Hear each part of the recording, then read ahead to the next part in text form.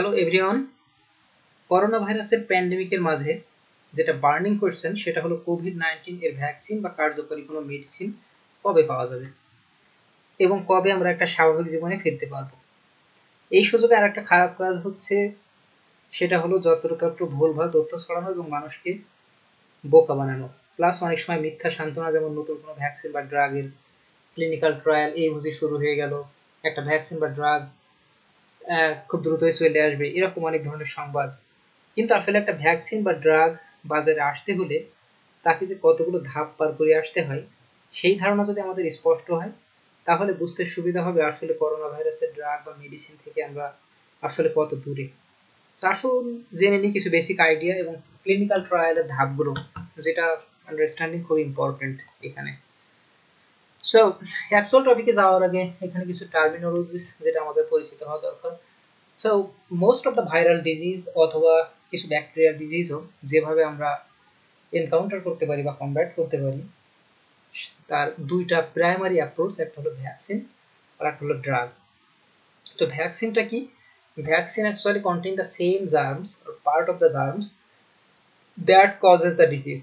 তো সেই জার্মটাকে একটা সার্টেন লেভেল পর্যন্ত উইক করা হয় বা কিল করে দেওয়া হয়, যেটা আর ডিজিজটা তৈরি করতে পারে না, কিন্তু এটা শরীরের ভিতরে যেয়ে আমাদের ইমিউন সেলগুলোকে স্টিমুলেট করে, তাদেরকে ট্রেন করে ওই ভাইরাসের এগেনস্টে অ্যান্টিবডি প্রডিউস করার জন্য, এবং কিছু মেমোরি টি সেল বা ইমিউন সেল তৈরি করে, যাতে পরবর্তীতে ওই একই স্ট্রেইনের ভাইরাস বা একই স্ট্রেইনের ব্যাকটেরিয়া দিয়ে যদি ওই ব্যক্তি ইনফেক্টেড হয়, তাহলে আমাদের ইমিউন সেল সেই ভাইরাস বা ব্যাকটেরিয়াকে কিল করতে পারে। ফর এক্সাম্পল, যেমন মিজলস ভাইরাসের যে ভ্যাকসিন, সেখানে অ্যাকচুয়ালি মিজলস ভাইরাসই থাকে উইক বা কিল্ড। এইচআইভি ভ্যাকসিন, এইচআইভি যেটা, এটা এইচআইভি ব্যাকটেরিয়ারই একটি পার্ট। ইন কন্ট্রাস্ট, ড্রাগ হলো, যেটা অলসো নোন অ্যাজ মেডিসিন বা মেডিসিনাল প্রোডাক্ট বা মেডিকেশন, সেটা কোনো কেমিক্যাল হতে পারে, সেটা কোনো হার্বাল হতে পারে, সেটা কোনো বায়োলজিক্যাল প্রোডাক্ট, যেটা ইউজ করা হয় কোনো একটা রোগকে ডায়াগনোস করা, কিউর করা, ট্রিট করা অর প্রিভেন্ট ডিজিজ। তো এখানে কিছু বেসিক ডিফারেন্স আছে ভ্যাকসিন এবং ড্রাগের ভিতরে। So vaccine are almost always biological products, while drugs could be synthetic or chemical or extracts from natural products such as plants or fungi. Vaccines are generally given to a large group of population with the aim of preventing particular viral or bacterial disease, while drugs are individualized and given to diagnose, treat or cure disease. So বিভিন্ন অ্যাপ্রোচে drug বা medicine তৈরি করা হয়। এখানে একটা list দেওয়া আছে: random screening, molecular manipulation, molecular designing, drug metabolites, serendipity, rapid screening of approved drug, also known as drug repurposing. So এখানে যে কয়টা টপিক আমি দিয়েছি প্রত্যেকটা সম্পর্কে বললে হয়তো আধা ঘন্টা বা 20 মিনিট করে ইজিলি বলা যাবে, কিন্তু আমার ফোকাস আজকে সেইখানে থাকবে না। ফোকাস থাকবে আসলে একটা ড্রাগ থেকে আমরা কত দূর, একটা ড্রাগ বা ভ্যাকসিন বাজারে আসতে হলে তাকে কি কি ধাপ অতিক্রম করে আসতে হয়। সো এখানে পার্টিকুলারলি এখানে যে লিস্টটা আছে এর ভিতরে যে rapid screening of approved drugs that also known as drug purposing, এইটা একটু ইম্পর্টেন্ট বা ইন্টারেস্টিং, কারণ করোনা ভাইরাস আসার সাথে সাথে এই অ্যাপ্রোচেই সায়েন্টিস্টরা ট্রাই করছিল কোনো একটা মেডিসিন তৈরি করার। সো এই অ্যাপ্রোচটা হলো, আমি পরবর্তী স্লাইডগুলোতে যে আলোচনা করবো একটা ড্রাগ বাজারে আসতে কি কি ধাপ অতিক্রম করতে হয়, ক্লিনিক্যাল ট্রায়ালস এর ধাপ বা প্রি ক্লিনিক্যাল স্টেজ। তো যেগুলো বাজারে অ্যাপ্রুভড ড্রাগ সেগুলো অলরেডি এই ধাপগুলো পার করে আসছে, যেগুলো অন্য কোনো রোগের জন্য অ্যাপ্রুভড হয়েছে সবগুলো ধাপ পার করার পর। তো যদি কোনো রোগের মেডিসিন আবিষ্কার করা বা ফাইন্ড আউট করা খুব আর্জেন্ট হয়, তখন সায়েন্টিস্টরা ইনিশিয়ালি এই অ্যাপ্রোচটা নিতে পারে। সেটা হলো বাজারে যত কম্পাউন্ড বা ড্রাগ আছে, ড্রাগ লাইব্রেরি আছে, সেই ড্রাগগুলো কিভাবে কাজ করে সেগুলো খুঁজে বের করে একটা র্যাপিড স্ক্রিনিং করা, যে ওই এক্সিস্টিং ড্রাগগুলো নতুন এই রোগের বা নতুন এই ভাইরাসের বিরুদ্ধে ব্যবহার করা যায় কিনা। একটা ক্লাসিক এক্সাম্পল যে হাইড্রোক্সিক্লোরোকুইন, যেটা ম্যালেরিয়ার অ্যাপ্রুভ ড্রাগ। সায়েন্টিস্টরা ইনিশিয়ালি ট্রাই করছিল যে এটা করোনা ভাইরাসের ট্রিটমেন্টে ইউজ করা যায় কিনা, কিন্তু যদি আমরা কোনো আশানুরূপ ফল এখন পর্যন্ত পাইনি। তো এটা হচ্ছে কুইকেস্ট ইজিয়েস্ট অ্যাপ্রোচ। অ্যান্ড এছাড়া ট্রেডিশনালি যেভাবে ড্রাগ তৈরি করা হয় সেই ফেজগুলোর ভিতরে first of all in vitro screening. So in vitro স্ক্রিনিংটা হচ্ছে ইনভিট্রো বা ল্যাবরেটরিতে কোনো পার্টিকুলার সেল কালচার, যেমন করোনা ভাইরাস এফেক্ট করে কাকে, প্রাইমারি লাং, সো লাংয়ের সেলগুলো কালচার করে দেখা যায় যে ভাইরাসটা কিভাবে সেখানে ইম্প্যাক্ট করতেছে বা এফেক্ট করতেছে সেলগুলোকে, এবং কোনো ড্রাগ বা মেডিসিন এটাকে প্রিভেন্ট করে কিনা। সো এইটার সুবিধা হলো এটা খুবই সিম্পল ইন প্রিন্সিপাল এবং খুব কুইক। তো এই ইনভিট্রো স্ক্রিনিং এ যদি কোনো কিছু ইন্টারেস্টিং পাওয়া যায় তখন সেটা প্রি ক্লিনিক্যাল মডেলে যায়। প্রি ক্লিনিক্যাল মডেল বলতে প্রাইমারিলি বোঝায় এনিম্যাল মডেল, সেটা হইতে পারে মাইস, সেটা হইতে পারে মাঙ্কি, সেটা হইতে পারে র্যাট, পিগস ইত্যাদি। তারপরে আসলো actual clinical trials. So clinical trials এর যে ফেজগুলো আছে এগুলো ফেজ 0, 1, 2, 3, 4 নামে পরিচিত, এবং এইগুলোতে আমি আজকে মেইনলি ফোকাস করব। তার আগে প্রিক্লিনিক্যাল স্টাডি সম্পর্কে আরেকটু বলি। প্রিক্লিনিক্যাল স্টাডিটার বেসিক কিছু প্রিন্সিপাল আছে, যেমন এখানে প্রিক্লিনিক্যাল স্টাডিতে যেটা করা হয় সেটা যে কন্ডিশনে টেস্ট করা হয় ওইটা হিউম্যানের সাথে কিছু সিমিলারিটিস থাকতে হয়। যেমন এই এক্সপেরিমেন্টটা করা আমি নিজে করছি এই এক্সপেরিমেন্টটা আমাদের ল্যাবে। তো এখানে একটা ড্রাগ ট্রাই করা হয়েছে DNQ, যেটার ফুল ফর্ম হচ্ছে ডেসাটিনিব এবং কুয়েরসিটিন। তো এইটা একটা অ্যান্টি এজিং ড্রাগ। তো বিভিন্ন এজ রিলেটেড ডিজিজে এই ড্রাগটা ইফেক্টিভ, যেমন এজিং এর সাথে সাথে গ্লুকোজ ইনটলারেন্স দেখা যায়। সো এই ড্রাগটা দিয়ে আমি এখানে দেখছি যে এজ রিলেটেড এজিং এর সাথে সাথে যে গ্লুকোজ ইনটলারেন্স, এই ড্রাগটা দেওয়ার ফলে সেটা আবার নর্মাল লেভেলে ফিরে আসে, যদিও এখানে ইয়ং কন্ট্রোলটা নাই এই ফিগারে। তারপর বেসিক প্রিন্সিপালটা এরকম। সো আরো কিছু জিনিস আছে কনসিডার করতে হবে, যেমন এটা must be equivalent in mechanisms of cause. So human এবং মাইস যে ডায়াবেটিস যে কজগুলোতে হয় এটা অলমোস্ট সিমিলার। সো আমরা কোনো পটেনশিয়াল ডায়াবেটিসের ড্রাগ মাউসে আগে ট্রাই করতে পারি, অ্যান্ড এই ড্রাগটা can predict human toxicity in 71% of the cases, যে কোনো প্রিক্লিনিক্যাল ড্রাগ। অ্যান্ড প্রিক্লিনিক্যাল যে কোনো স্টাডিজ এটা 3 থেকে 6 বছর অন এভারেজ সময় লাগে একটা ক্যান্ডিডেট ড্রাগ খুঁজে বের করতে ক্লিনিক্যাল ট্রায়ালের জন্য। তো এখন যখন প্রিক্লিনিক্যাল রেজাল্ট, প্রিক্লিনিক্যাল স্টাডিজে কোনো ড্রাগ প্রমাইজিং রেজাল্ট পাওয়া যায় তখন সেটা ক্লিনিক্যাল ট্রায়ালের ফেজগুলোতে এন্টার করে বা প্রবেশ করে।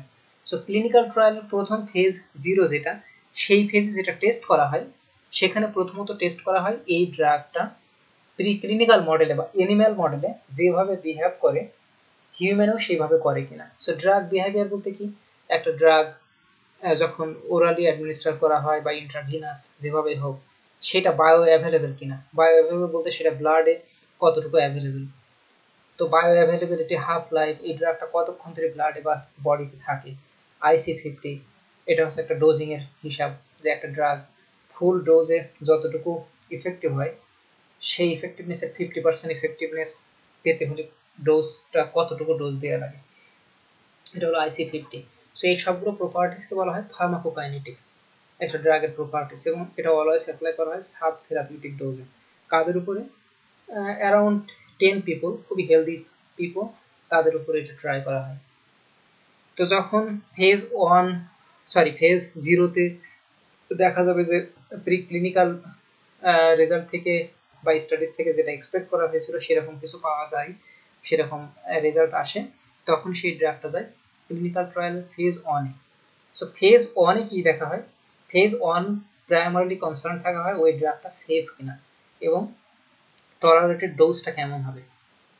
এটাও হেলদি ভলান্টিয়ার্সের উপরে করা হয়, ইউজুয়ালি 20 থেকে 100 জন সাবজেক্টের উপরে যারা সবাই হেলদি, অ্যান্ড এটা ইনভলভস মাল্টিপল টেস্টিং ডোজেস, যেমন সাব থেরাপিউটিক ডোজ থেকে শুরু করে অ্যাসেন্ডিং অর্ডারে ডোজ আস্তে আস্তে বাড়ানো হয়, এবং এই ক্লিনিক্যাল ট্রায়ালের ফেজ 1 শেষ করতে কয়েক মাস সময় লাগে। এবং ক্লিনিক্যাল ট্রায়ালে যদি যতগুলো ড্রাগ ট্রাই করা হয় তার 70% ফেজ 2-তে প্রবেশ করে। সো ফেজ 2-তে কি দেখা হয়? ফেজ 2-তে দেখা হয় অ্যাকচুয়াল পেশেন্টের উপরে এই ড্রাগটা কতটুকু ইফেক্টিভ। তো এখানে দেখা হয় safety, efficacy, toxicity and side effects. এখানে অ্যাকচুয়ালি থেরাপিউটিক ডোজেই কোনো ড্রাগ ইউজ করা হয় এবং 100 থেকে 300 পেশেন্ট উইথ স্পেসিফিক ডিজিজ। তো এই ফেজটা সময় লাগে কত? সেভারাল মান্থস, কয়েক মাস থেকে 2 বছর পর্যন্ত সময় লাগতে পারে ফেজ 2 শেষ করতে। এবং 33% ড্রাগ যেটা ফেজ 2-তে প্রবেশ করে সেটা হয়তো এক্সিড করে ফেজ 3-তে প্রবেশ করতে পারে মাত্র 33% ড্রাগ। ক্লিনিক্যাল ট্রায়ালের ফেজ 3-তে ডিটারমাইন করা হয় whether the treatment would be safe and effective for a wide variety of people. এখানে আরো অনেকগুলো মানুষ নেওয়া হয়, যেমন 300 থেকে 3000 পেশেন্ট। এবং এই এক্সপেরিমেন্টটা করা হয় ডাবল ব্লাইন্ড টেকনিকে। ডাবল ব্লাইন্ড বলতে যদি 3000 মানুষের উপর এক্সপেরিমেন্ট করা হয়, তাহলে হয়তো 1500 মানুষ তারা ওই ড্রাগটা নিবে, আর 1500 মানুষ নিবে প্লেসেবো, মানে সেটাও ওই ড্রাগের মতোই দেখতে কিন্তু অ্যাকচুয়াল ড্রাগ না। কিন্তু তারা জানবে না, এই 3000 ভিতরে মানুষ জানবে না যে কারা অ্যাকচুয়াল ড্রাগটা নিচ্ছে এবং কারা প্লেসেবো নিচ্ছে। এবং যে লোক ডেটা অ্যানালাইসিস করবে, যে সায়েন্টিস্ট বা রিসার্চার, সেও জানবে না যে কাকে মেডিসিনটা দেওয়া হয়েছে, ড্রাগটা দেওয়া হয়েছে এবং কাকে প্লেসেবো দেওয়া হয়েছে। সে জানতে পারবে অ্যানালাইসিস শেষে কারা কোন গ্রুপে ছিল। আর ফেজ 3 ট্রায়ালে সময় লাগে মোটামুটি 1 থেকে 3 বছর। তো ফেজ 3 যখন পার হয়ে যায় কোনো একটা ড্রাগ, তখন সেটা এফডিএ তে বা ফুড অ্যান্ড ড্রাগ অ্যাডমিনিস্ট্রেশনে যায় অ্যাপ্রুভালের জন্য, সেই অ্যাপ্লিকেশনে। এবং কোনো একটা ড্রাগ অ্যাপ্রুভড হওয়ার পরেও ফেজ 4 এ দেখা হয় পোস্ট মার্কেটিং সার্ভিলেন্স, যে যারা ওই ড্রাগটাকে রিসিভ করছে তাদের কোনো সাইড ইফেক্ট দেখা দিচ্ছে কিনা। যদি কোনো আনওয়ান্টেড সাইড ইফেক্ট বা ডেট্রিমেন্টাল সাইড ইফেক্ট দেখা যায়, তখন দেখা যাচ্ছে একটা ড্রাগ অ্যাপ্রুভড হওয়ার পরেও সেটা আবার মার্কেট থেকে উইথড্র করে নেওয়া হয়। এরকম অনেক এক্সাম্পল আছে ইন পাস্ট।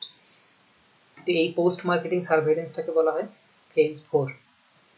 তো এই সবগুলো ফেজ মিলায়ে একটা ড্রাগ ইন ভিট্রো টেস্টিং থেকে প্রি ক্লিনিক্যাল স্টাডি, সেখান থেকে ক্লিনিক্যাল ট্রায়ালস হয়ে এফডিএ অ্যাপ্রুভাল পেতে মোটামুটি সময় লাগে। ড্রাগ ডিসকভারি যে প্রি ক্লিনিক্যাল সময় চলে যায় 6.5 ইয়ার্স অন অ্যাভারেজ।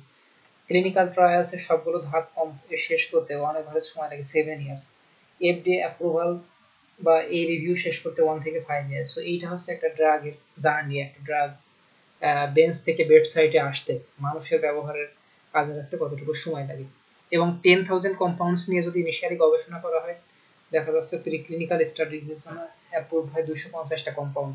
সেখান থেকে ক্লিনিক্যাল ট্রায়ালে হয়তো ধাপ পার করে ক্লিনিক্যাল ট্রায়ালের জন্য এলিজিবল হয় 5টা কম্পাউন্ড। সেখান থেকে হয়তো একটা ড্রাগ ফাইনালি এফডিএ অ্যাপ্রুভ করে। সো এই জন্য আমি বলবো যে বিভিন্ন নিউজ মিডিয়ার সংবাদে খুব বেশি এক্সাইটেড হওয়ার এখনো আমাদের সময় আসেনি।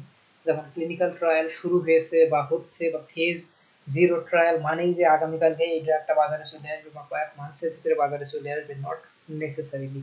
সো এই কনসেপ্টটা এই জন্য জানা দরকার, যাতে আমাদেরকে কেউ মিসলিড না করতে পারে, বা আমরা যাতে অতি বেশি এক্সাইটেড না হয়ে যায় ক্লিনিক্যাল ট্রায়ালসের ছোট ছোট সংবাদগুলোতে।